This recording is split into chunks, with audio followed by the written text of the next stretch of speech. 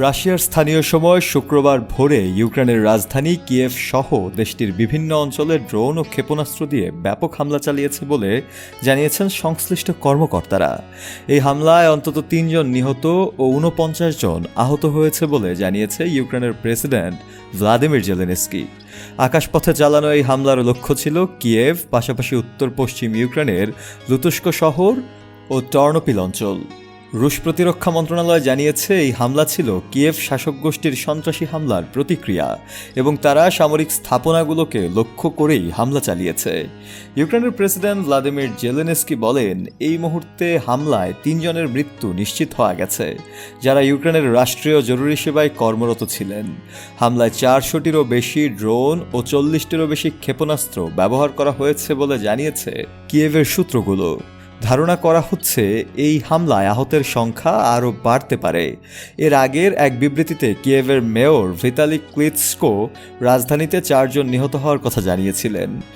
একই দিন কিয়েভে বিমান হামলার সতর্কতা জারি ছিল, আর বোমার আঘাতে মেট্রো রেল লাইন ক্ষতিগ্রস্ত হওয়ায় শহরের ট্রেন চলাচলে বিঘ্ন ঘটে। রাজধানীর হাজার হাজার মানুষ কয়েক ঘন্টা ধরে আশ্রয় কেন্দ্রে উদ্বেগে কাটায়।